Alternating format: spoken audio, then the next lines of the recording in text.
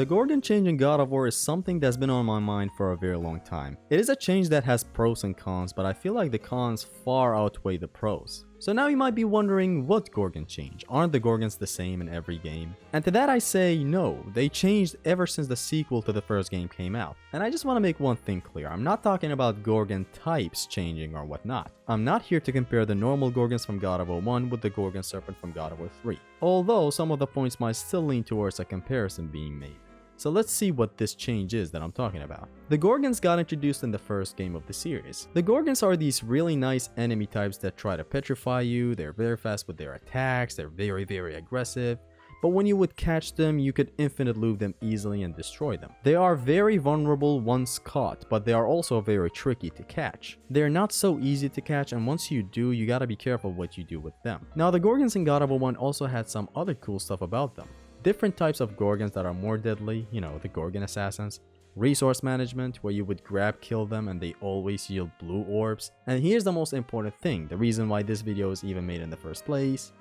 You cannot petrify them. You can petrify every enemy in the game, but not the Gorgons. Even if it was the weakest among Gorgons, you cannot petrify her. So now you have this dynamic of an enemy that can be deadly if left alive. You can't petrify her, and she is your main priority in encounters. But you also have some ways to open the enemy up and exploit the game's mechanics. Infinitely air grab the Gorgon to death, for example. It's not as easy as it looks, as these guys can pretty easily team up on you and stuff, so best watch out, I'm just saying. And now enter God of War 2. The Gorgon gets introduced again in Typhon's Mountain and you start fighting her, but you realize that the enemy is a bit heavier than before. Not so easily juggleable, you can't bounce her to the air like you did in God of War 1. She doesn't bounce back up after getting slammed down like God of War 1. It's a visible upgrade to the Gorgon. Why does Zesty consider it a downgrade? Game does a fine job introducing other Gorgons too. The Gorgon assassin returns and now she flashes you. I think that came out pretty wrong. But yeah, a solid upgrade. Even Medusa returns. Awesome lineup. They're all challenging enemy types of the Gorgon. Very good. What's the catch, Zesty? Why is this a downgrade? Well, here's the reason.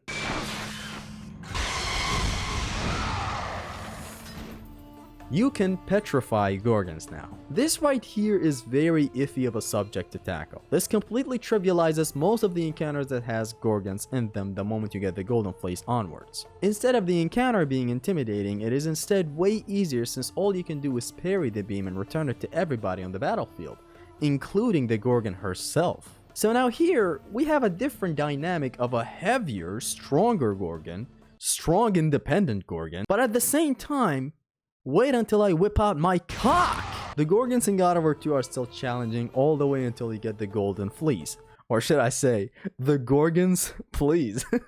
From there on, you are happy when you see a Gorgon in the battlefield, rather than feel intimidated like God of War 1. You see a Gorgon, just grab her, she backs away, parry, and all is good. Now enters the best game of all time, God of War 3, and it tried to help with this situation, but the damage to the Gorgons was already done. God of War 3 tried to have more gimmicky encounters when a Gorgon was around. For example, this elevator encounter. You can petrify the Gorgon in this game, that didn't change, but not on this encounter. You must petrify all the other waves of enemies first, destroy them, then turn your face to the Gorgon and have your time with her. So God of War 3 did a fine job with this encounter, but it was still too late. God of War 3 also introduced the amazing mechanic where you grab a Gorgon to death, and when they die, Kratos holds the head up, petrifying everyone around. See? This acts good as a reward. You know, you killed the Gorgon, now your reward is petrifying everyone around. But then the whole petrifying thing is still easy since you can still parry the flash that they do. Granted, it's not like God of War 2 where you can exploit the Gorgons. Just grab them, they back away, and instantly have the same reaction every time.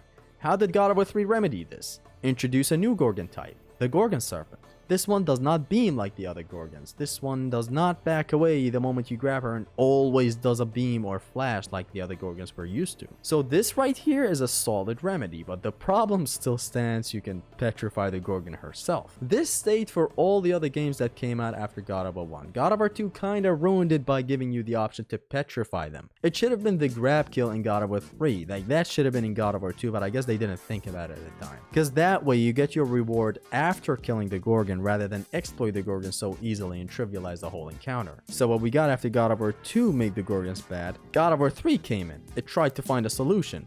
Puzzle Gorgon encounter, new stronger Gorgon, grab kill petrifies everyone and so on. But then there's the Golden Fleece, the Gorgons please.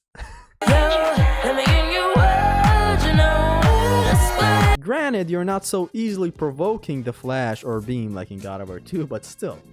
If you see it coming, you can parry it. Now, where the Gorgons got their rights, like women did back in the good old days, was in God of War Ascension. The calamity of a God of War game is where they got redeemed. Funny how women got their rights and the world got doomed. Same with how Gorgons got their rights and God of War got doomed.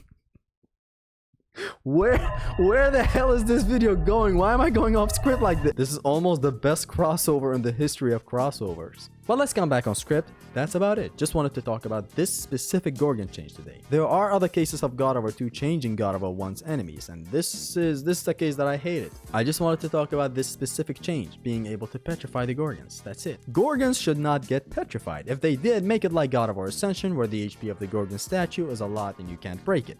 The same way women shouldn't have rights.